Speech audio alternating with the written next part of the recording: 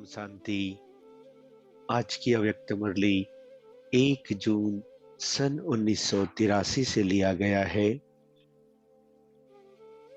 जिसका शीर्षक है मीटिंग में पधारे हुए भाई बहनों के सन्मुख प्राण प्यारे अव्यक्त बाप दादा के उच्चारे हुए मधुर महावाक्य। जिम्मेवारी का ताज व तख्तधारी महारथी बच्चों प्रति बाप दादा बोले, सभी ताज और तख्तधारी विशेष आत्माओं की सभा है ना। सभी अपने को ताज व तख्तधारी समझते हो ना। सभी बेहद के सेवाधारी के जिम्मेवारी के ताजधारी हो ना। बेहद का ताज अर्थात बेहद की स्मृति स्वरूप में स्थित हो। बेहद की जिम्मेवारी के ताजधारी, हर एक बेहद के ताजधारी बच्चे की लाइट और माइट की किरणें बेहद में फैली हुई है। हद से निकल बेहद के बादशाह बन गए ना। जब देह के हद की स्मृति से भी पार हो गए तो देह सहित देह के साथ सर्व हदों से पार हो गए। विशेष सेवा ही है हद से बेहद में ले जाना। ब्रह्मा बाप अव्यक्त क्यों बने? हद से निकाल बेहद में ले जाने के लिए। ब्रह्मा बाप के स्नेह का प्रत्यक्ष स्वरूप है फॉलो ब्रह्मा फादर। ब्रह्मा बाप अपने राइट हैंड बच्चों को अपनी विशेष भुजाओं के लिए अव्यक्त वतन से बेहद के सेवा स्थान से बाहें पसार कर हाथ में हाथ मिलाने के लिए बुला रहे हैं। ब्रह्मा बाप का बच्चों से स्नेह है तो ब्रह्मा बाप बुला रहे हैं कि बच्चे बेहद में आ जाओ। यह आवाज सुनते हो? बस एक ही लहर ब्रह्मा बाप की सदा रहती है कि मेरे समान बेहद के ताजधारी बन चारों ओर प्रत्यक्षता की लाइट और माइट ऐसी फैलाएं जो सर्व आत्माओं को निराशा से आशा की किरण दिखाई दे। सबकी उंगली उस विशेष स्थान की ओर हो जो आकाश से परे उंगली कर ढूंढ रहे हैं। उन्हों को यह अनुभव हो कि इस धरती पर वरदान भूमि पर धरती के सितारे प्रत्यक्ष हो गए हैं। यह सूर्य, चंद्रमा और तारामंडल यहाँ अनुभव हो। जैसे साइंस वाले साइंस के आधार से आकाश के तारामंडल का अनुभव कराते हैं, ऐसे यह धरती का चैतन्य तारामंडल दूर वालों को भी अनुभव हो। इस शुभ आशा को पूर्ण करने वाले आप सभी निमित्त आत्माएं हो। ऐसे बेहद के प्लान्स बनाए हैं ना। प्लान्स तो यथाशक्ति बनाए बाप दादा अब समय प्रमाण बच्चों से कौन सी रही हुई सेवा चाहते हैं। बाप दादा आज रूह रूहान कर रहे थे। क्या रूह रूहान हुई? बाप बोले कि मेरे निमित्त बने हुए श्रेष्ठ बच्चे, सिखिलदे बच्चे कहो, मुरब्बी बच्चे कहो व सदा बाप के साथी बच्चे कहो, ऐसे बच्चे वरदान भूमि पर इकट्ठे हुए हैं सेवा के प्लान्स बनाने के लिए। तो ब्रह्मा बाप बोले कि जो मीटिंग में योजनाएं निकली वह तो बहुत अच्छी, लेकिन मुख्य एक सेवा अभी भी रही हुई है, क्योंकि आप कितनी बड़ी अथॉरिटी वाले हो और कितने प्रकार की अथॉरिटी वाले हो। ज्ञान की अथॉरिटी, योग बल की अथॉरिटी, श्रेष्ठ धारणा स्वरूप की अथॉरिटी, डायरेक्ट बाप के वारिसपन की अथॉरिटी, विश्व परिवर्तन करने के निमित्त बनने की अथॉरिटी, इतनी अथॉरिटी है। जैसे एक शास्त्र की अथॉरिटी वाले थोड़ा बहुत त्याग कर पवित्र बनने की अथॉरिटी वाले, सिर्फ यह एक अथॉरिटी है, वह भी सत्यता की अथॉरिटी नहीं। भल महान आत्माएं हैं, लेकिन परमात्मा बाप के संबंध में यथार्थ नॉलेज की अथॉरिटी नहीं। ऐसे एक अथॉरिटी वाले भी विश्व में सर्व आत्माओं को अपनी तरफ आकर्षित कर झूठ को सत्य सिद्ध कर चलते आ रहे हैं। कितने समय से अपनी अथॉरिटी दिखाते आ रहे हैं। कितनी फलक से अल्पकाल के प्राप्ति की झलक से अपना प्रभाव डालते हैं। तो जो सर्व अथॉरिटी वाली श्रेष्ठ आत्माएं हैं, उन्हों को क्या करना है, बाकी क्या रहा हुआ है, जानते हो? समाप्ति के लिए कहाँ तक समय का अंदाज लगा रहे हो? 84 तक व 2000 तक कहाँ तक अंदाजा लगा रहे हो? 2000 पूरे होने हैं व उसके पहले होना है। अपनी तैयारी के हिसाब से क्या समझते हो? कौन सी बात अभी रही हुई है? नई दुनिया के लिए धरनी तो बना रहे हो, लेकिन नई दुनिया का आधार यह नई नॉलेज है। पहली अथॉरिटी तो नॉलेज की है ना। बाप की महिमा में भी पहली महिमा क्या आती है? ज्ञान का सागर कहते हो ना। तो जो पहली महिमा है ज्ञान, उस नए ज्ञान को दुनिया के आगे प्रत्यक्ष किया है। जब तक यह नया ज्ञान है, यह प्रत्यक्ष नहीं हुआ है, तो ज्ञानदाता कैसे प्रत्यक्ष हो? पहले ज्ञान आता है, फिर दाता आता है। तो ज्ञानदाता ऊंचे ते ऊंचा है या एक ही वह ज्ञानदाता है? यह सिद्ध कैसे होगा?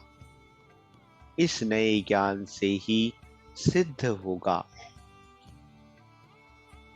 आत्मा क्या कहती और परमात्मा क्या कहता है, यह अंतर जब तक मनुष्यों की बुद्धि में ना आए, तब तक जो भी तिनके के सहारे पकड़े हुए हैं, वह कैसे छोड़ेंगे और एक का सहारा कैसे लेंगे? अभी तो छोटे छोटे तिनकों के सहारे पर चल रहे हैं, वो ही अपना आधार समझ रहे हैं। जब तक उन्हों को ज्ञान द्वारा ज्ञानदाता का सहारा अनुभव नहीं हो, तब तक इस हद के बंधनों से मुक्त हो नहीं सकते। अभी तक धरनी बनाने की वायुमंडल परिवर्तन करने की सेवा हुई है, अच्छा कार्य है, परिवार का प्यार है। यह प्यार का गुण वायुमंडल को परिवर्तन करने के निमित्त बना। धरनी तो बन गई और बनती जाएगी, लेकिन जो फाउंडेशन है, नवीनता है, बीज है, वह है नया ज्ञान। निस्वार्थ प्यार है, रूहानी प्यार है। यह तो अनुभव करते हैं, लेकिन अभी प्यार के साथ साथ ज्ञान की अथॉरिटीज वाली आत्माएं हैं। सत्य ज्ञान की अथॉरिटी है। यह प्रत्यक्षता अभी रही हुई है। जो भी आते हैं वो समझें कि यह नया ज्ञान, नई बात है। जो कोई ने नहीं सुनाई वह यहाँ सुनी। यह वर्णन करें कि यह देने वाला अथॉरिटी है, पवित्रता है, शांति है, प्यार है, स्वच्छता है। यह सब बातें तो फाउंडेशन है।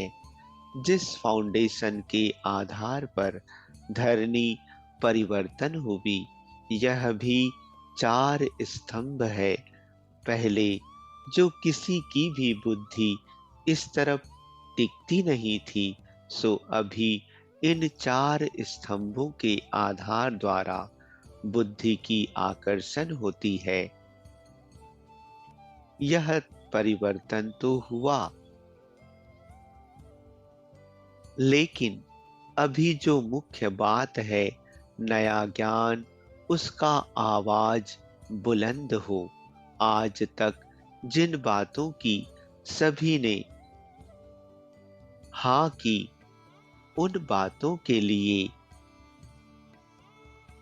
बीके अर्थात ब्रह्मा कुमारी की ऑल माइटी अथॉरिटी ना सिद्ध करके बताती हैं।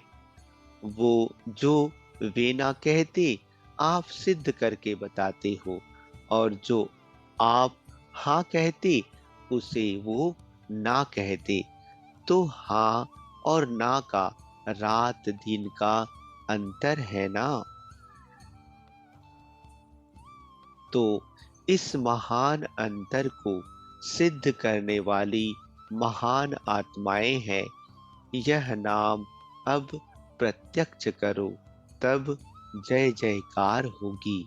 आत्मा का ज्ञान यथार्थ रूप में ना भी है, लेकिन फिर भी लोग सुन करके मिक्स कर देते हैं कि हाँ, वहां भी ऐसे ही कहते हैं। लेकिन यह आवाज बुलंद हो कि दुनिया सारी एक तरफ है और ब्रह्मा कुमारी दूसरे तरफ है। यह नया ज्ञान देने वाले अथॉरिटी हैं। यह अथॉरिटी प्रसिद्ध हो, इसी से ही शक्तिशाली आत्माएं आगे आएंगी, जो आपके तरफ से ढिंढोरा पिटवाएंगी। आपको ढिंढोरा नहीं पीटना पड़ेगा, लेकिन ऐसी आत्माएं सेटिस्फाई हो, नई बात जान, नए उमंग में आकर ढिंढोरा पीटेंगी।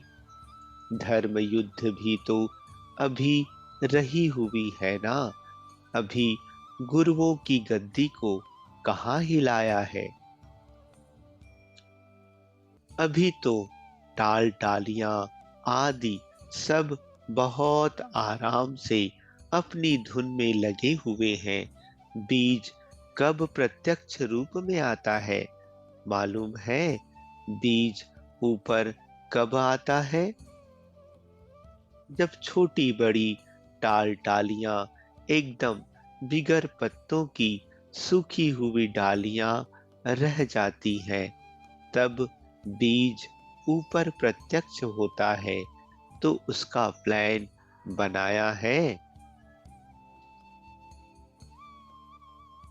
जब अपनी स्टेज पर आते हैं तो अपने ओरिजिनल नॉलेज की प्रत्यक्षता तो होनी चाहिए ना। अगर वरदान भूमि में आकर भी सिर्फ कहें शांति बहुत अच्छी है, प्यार बहुत अच्छा है, सिर्फ यह थोड़ी बहुत झोली भरकर चले गए, तो वरदान भूमि पर आकर विशेष क्या ले गए? नया ज्ञान भी तो सिद्ध करना है ना। इसी नए ज्ञान की अथॉरिटी द्वारा ही ऑलमाइटी अथॉरिटी सिद्ध होगा। देने वाला कौन? प्रेम और शांति मिलने से इतना जरूर समझते हैं कि इन्हों को बनाने वाला कोई श्रेष्ठ है, लेकिन स्वयं भगवान है, यह बहुत कोई बिरला समझते हैं। तो समझा क्या रहा हुआ है? अब नई दुनिया के लिए नया ज्ञान चारों ओर फैलाओ। समझा? कोटों में कोई निकले, लेकिन ऐसा आवाज निकले जो चारों ओर पेपर्स में यह धूम मच जाए कि यह ब्रह्मा कुमारी दुनिया से नया ज्ञान देती हैं। ज्ञान क्या देती हैं? उसका आधार क्या मानती हैं? उनको सिद्ध कैसे करती हैं? जब यह अखबारों में आए तब समझो ज्ञानदाता का नगाड़ा बजा। समझा? ज्ञान के प्रभाव में प्रभावित हो। ज्ञान के प्रभावशाली और प्रेम के प्रभावशाली में क्या अंतर है? ब्राह्मणों में भी दो भाग देखे ना। ब्राह्मण तो बने हैं, लेकिन कोई प्यार के आधार पर, कोई ज्ञान और प्यार दोनों के आधार पर। तो दोनों में स्थिति का अंतर है ना। जो प्यार को भी ज्ञान से समझते हैं वह निर्विघ्न चलेंगे। जो सिर्फ प्यार के आधार पर चलते वह शक्तिशाली आत्मा नहीं होंगे। ज्ञान का बल जरूर चाहिए। जिनका पढ़ाई से प्यार है, मुरली से प्यार है, और जिनका सिर्फ परिवार से प्यार है, उन्हों में कितना अंतर है। ब्राह्मण जीवन अच्छी लगी, पवित्रता अच्छी लगी, इसी आधार पर आने वाले और ज्ञान की शक्ति के आधार पर आने वाले, उनमें कितना अंतर है। ज्ञान की मस्ती अलौकिक निराधार रहने वाली मस्ती है। वैसे प्रेम भी एक शक्ति है, लेकिन प्रेम की शक्ति वाले आधार के बिना चल नहीं सकते। कोई ना कोई आधार जरूर चाहिए। मनन शक्ति ज्ञान की शक्ति वाले की होगी। जितनी मनन शक्ति होगी उतनी बुद्धि के एकाग्रता की शक्ति ऑटोमेटिकली आएगी। और जहाँ बुद्धि की एकाग्रता है वहाँ परखने की और निर्णय करने की शक्ति स्वतः आती है। जहाँ ज्ञान का फाउंडेशन नहीं होगा वहाँ परखने की शक्ति, निर्णय करने की शक्ति कमजोर होगी, क्योंकि एकाग्रता नहीं। अच्छा, बाप दादा तो सब सुनते रहते हैं, हंसी भी आती और स्नेह में बलिहार भी जाते। बच्चों की हिम्मत देख खुश भी होते हैं। ब्रह्मा बाप को ज्यादा आता है कि यह मेरे समान बेहद के मालिक बन जाएं। बच्चों के लिए रुके हुए हैं ना, और दिन रात बच्चों की सेवा में तत्पर रहते। वतन में तो दिन रात नहीं है, लेकिन स्थूल दुनिया में तो है ना। एक एक बच्चे को विशेष आत्मा, संपूर्ण आत्मा, संपन्न आत्मा, समान आत्मा देखने चाहते हैं। ब्रह्मा बाप ब्रह्मा को कहते हैं, धैर्य धरो। लेकिन ब्रह्मा को उमंग बहुत होता है ना, इसलिए वह बाप से यही रूहान करते कि बच्चे हाथ में हाथ दे मेरे समान बन जाएं। ब्रह्मा बाप के साकार जीवन की आदि से लेकर क्या विशेषता देखी? कब नहीं, लेकिन अभी करना है। कब शब्द ना सुनने के, ना सुनाने के संस्कार रहे। अगर कोई बच्चा कहता था कि घंटे के बाद करेंगे, तो घंटा लगाने दिया। कोई कहता था ट्रेन जाने में 5-10 मिनट है, हम कैसे पहुंचेंगे, तो रुकने दिया। गाड़ी रुक जाएगी, लेकिन बच्चा पहुंच ही जाएगा। चलती हुई ट्रेन रुक जाएगी, लेकिन बच्चे को पहुंचना ही है। यह प्रैक्टिकल देखा ना। तो ऐसे ही बच्चे भी किसी भी बात में स्वपरिवर्तन में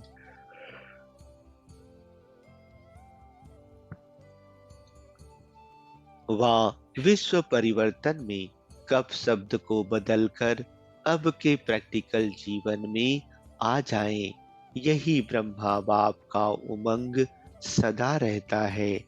तो फॉलो फादर है ना। अच्छा,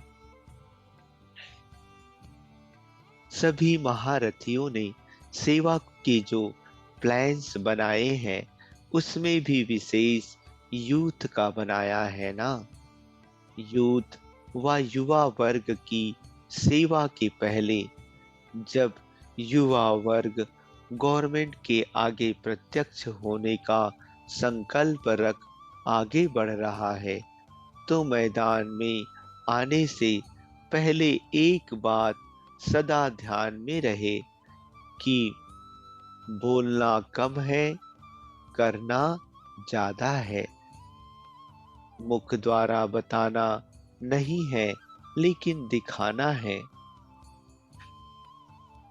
कर्म का भाषण स्टेज पर करें, मुख का भाषण करना तो नेताओं से सीखना हो तो सीखो। लेकिन रूहानी युवा वर्ग सिर्फ मुख से भाषण करने वाले नहीं, लेकिन उनके नयन मस्तक, उनके कर्म भाषण करने के निमित्त बन जाएं। कर्म का भाषण कोई नहीं कर सकता है, मुख का भाषण अनेक कर सकते। कर्म बाप को प्रत्यक्ष कर सकता है, कर्म रूहानियत को सिद्ध कर सकता है। दूसरी बात, युवा वर्ग सदा सफलता के लिए अपने पास एक रूहानी तावीज रखें। वह कौन सा?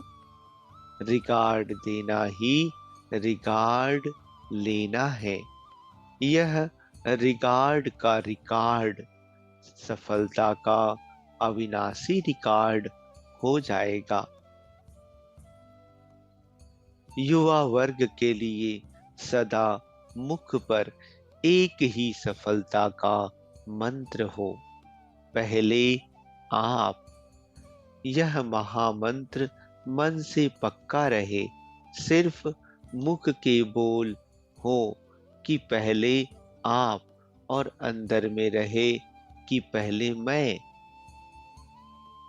ऐसे नहीं, ऐसे भी कई चतुर होते हैं, मुख से कहते पहले आप, लेकिन अंदर भावना पहले मैं की रहती है।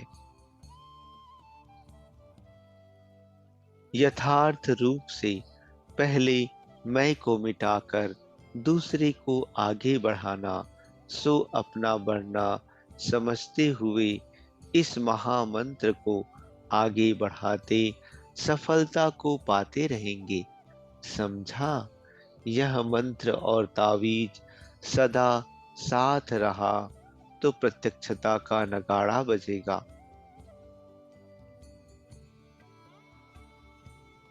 प्लान्स तो बहुत अच्छे हैं, लेकिन प्लेन बुद्धि बन प्लान प्रैक्टिकल में लाओ।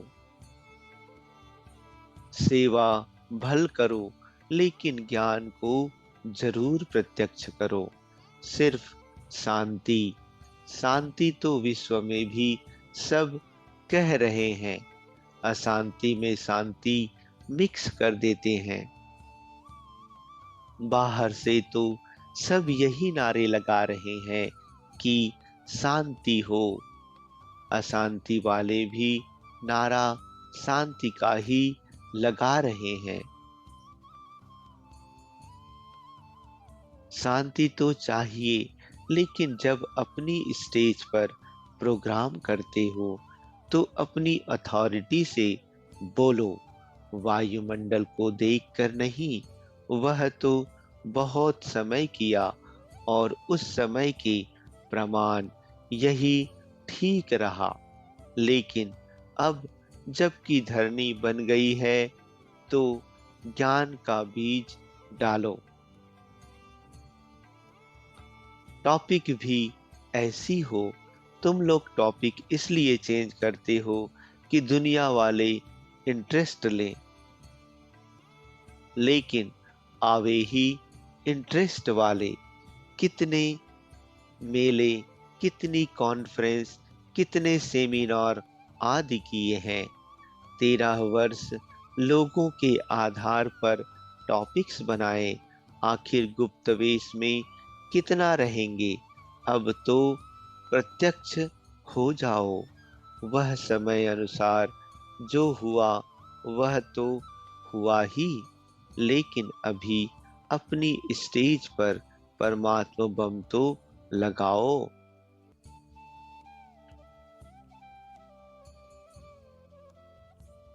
उन्हों का दिमाग तो घूमे कि यह क्या कहते हैं, नहीं तो सिर्फ कहते कि बहुत अच्छी बातें बोली, तो अच्छी अच्छी ही रही और वह वहां के वहां रह जाते।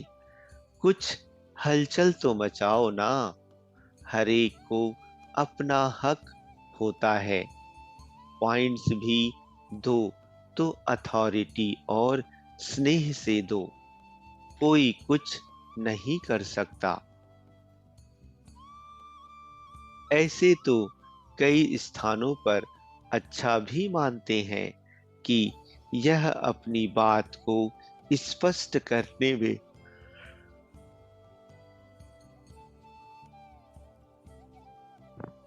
बहुत शक्तिशाली हैं। ढंग कैसा हो वह तो देखना पड़ेगा, लेकिन सिर्फ अथॉरिटी नहीं, स्नेह और अथॉरिटी दोनों साथ साथ चाहिए।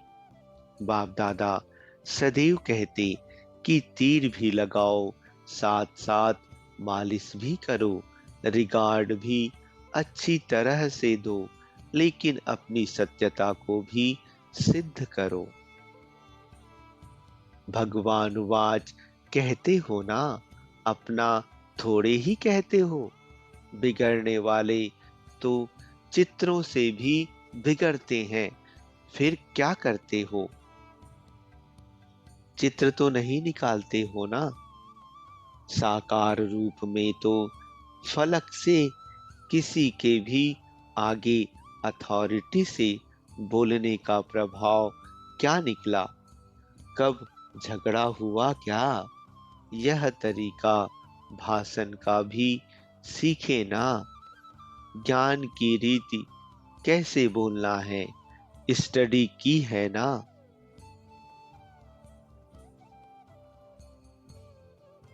अब फिर यह स्टडी करो, दुनिया के हिसाब से अपने को बदला, भाषा को चेंज किया, किया ना।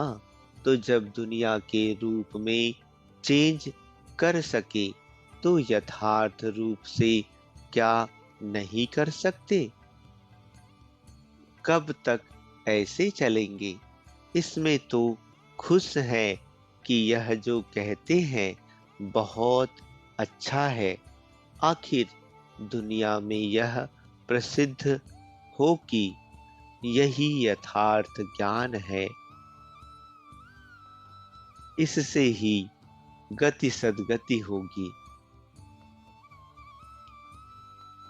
इस ज्ञान बिना गति सद्गति नहीं। अभी तो देखो, योग शिविर करके जाते हैं, बाहर जाते फिर वही की वही बात कहेंगे कि परमात्मा सर्वव्यापी है। यहाँ तो कहते योग बहुत अच्छा लगा, फाउंडेशन नहीं बदलता, आपकी शक्ति के प्रभाव से परिवर्तन हो जाते हैं, लेकिन स्वयं शक्तिशाली नहीं बनते। जो हुआ है यह भी जरूरी था। जो धरनी कल राठी बन गई थी, वह धरनी को हल चला के योग्य धरनी बनाने का यही साधन यथार्थ था। लेकिन आखिर तो शक्तियां अपने शक्ति स्वरूप में भी आएंगी ना। स्नेह के रूप में आए, लेकिन यह शक्तियां हैं, इनका एक एक बोल हृदय को परिवर्तन करने वाला है। बुद्धि बदल जाए, ना से हाँ में आ जाए, यह रूप भी प्रत्यक्ष होगा ना। अभी उसको प्रत्यक्ष करो, उसका प्लान बनाओ। आते हैं, खुश होकर जाते हैं। वो तो जिन्हों को इतना आराम, इतना स्नेह, खातिरी मिलेगी तो जरूर संतुष्ट तो होकर जाएंगे ना। ऐसा प्यार तो कहीं भी नहीं मिलता, इसलिए संतुष्ट होकर जाते हैं। ब्रह्मा बाप की सेवा की योजनाएं देखो, तो क्या क्या योजनाएं प्रैक्टिकल में की। ब्रह्मा बाप कहते थे कि सब प्रदर्शनियों में प्रश्नावली लगाओ। उसमें कौन सी बातें थी, तीर समान थी ना। फॉर्म भराने के लिए कहते थे, यह राइट है व रॉन्ग, हाँ व ना लिखो। फॉर्म भराते थे ना। तो क्या योजनाएं रही। एक है ऐसे ही भरवाना, जल्दी जल्दी में रॉन्ग व राइट करके राइट कर दिया, लेकिन समझा कर भराओ तो उसी अनुसार यथार्थ फॉर्म भरेंगे। सिद्ध तो करना ही पड़ेगा। वह आपस में प्लान बनाओ, जो अथॉरिटी भी रहे और स्नेह भी रहे, रिगार्ड भी रहे और सत्यता भी प्रसिद्ध हो। ऐसे किसकी इंसल्ट थोड़े ही करेंगे। यह भी लक्ष्य है कि हमारी ही ब्रांचेस हैं, हमारे से ही निकले हुए हैं।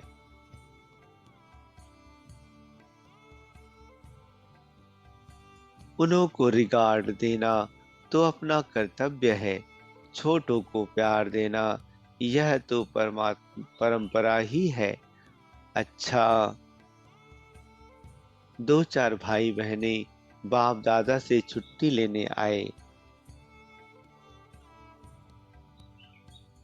बाप दादा कहते, स्नेह का रिस्पांड तो मिल गया ना, सच्ची दिल पर साहिब सदा राजी है। आदि से सच्ची लगन में रहने वाली आत्माएं हो, इसलिए बाप भी बच्चों को सदा स्नेह का रिस्पांड देता रहता है। सदा दिल में बाप ही समाया हुआ है, इसलिए अच्छे तीव्र पुरुषार्थ में चल रहे हो। कर्मयोगी आत्मा हो ना, कर्म और योग कंबाइंड है ना। सदा बैलेंस रख, बाप की ब्लेसिंग को लेने वाले और सदा ब्लीसफुल जीवन में रहने वाले ऐसी श्रेष्ठ आत्मा हो। बाप सदा हर बच्चे प्रति यही शुभ आस रखते कि यह विजय माला के मन के हैं। अच्छा, ओम शांति।